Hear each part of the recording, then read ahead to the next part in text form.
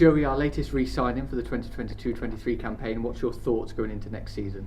Oh, well, first of all, I'm delighted to sign on again. Obviously, like, Bedford's been my second home away from Ireland, and ever since I arrived, everyone's been so welcoming, and I suppose took me under the wing, from the backroom staff to my teammates and obviously the coaches as well.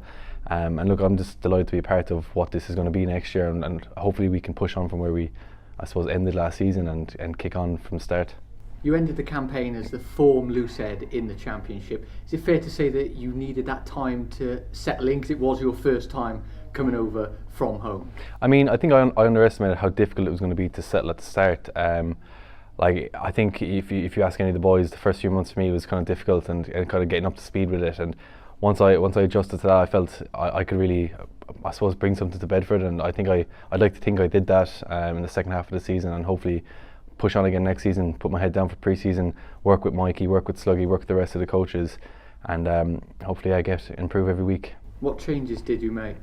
I think it was just kind of adapting to the kind of speed of the game, how Mikey wants to play. You see, it's great rugby, and I just had to kind of adjust my game around that.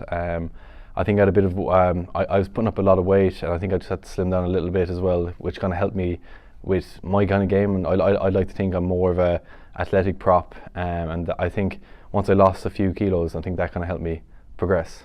Now you've had a full season in the Championship, do you think you're ready to go for a full campaign now? Yes, absolutely. I can't wait.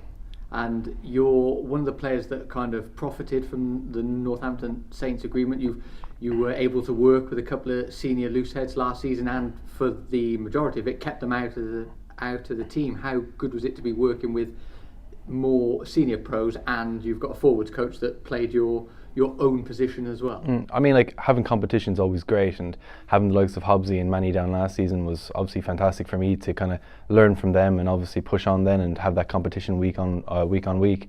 And touching on Sluggy then as well, like, I suppose, like, I've taken my hats off to him. He's worked with me a lot on my scrummaging and helped me kind of progress that and made me more solid going forward. And he always gives me tips every week, and he tells me what I need to improve on, and I kind of try and sit down with him every week after a game and review it and kind of get his input, because he's been around here a long time and he knows what he's on about. What do you think's next for Joey Conway?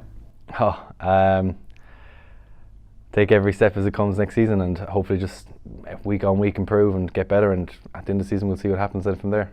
It's never good to look back too much, but it was your debut campaign at Goldenton Road. What's your standout memories from the campaign?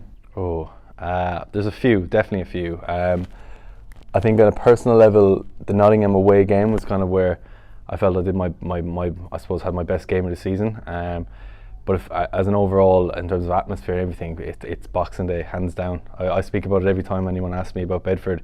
My family asked me about what my favourite moment was. It was that. It was the crowd, the moment. It was just, everything just kind of felt right that night, and it was something incredible to be a part of.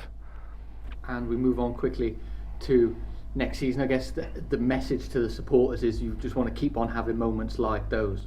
Yeah, absolutely. I think as a squad we thrive in those moments. It's why we put in the hard work during the week to have those moments on the pitch, and I think we know as a group next year that we've a lot more to give, and I hope that we have the support of our supporters behind us, and then next year we can show them what we're about and show them that we really do enjoy playing Mikey's style of rugby and push on next season.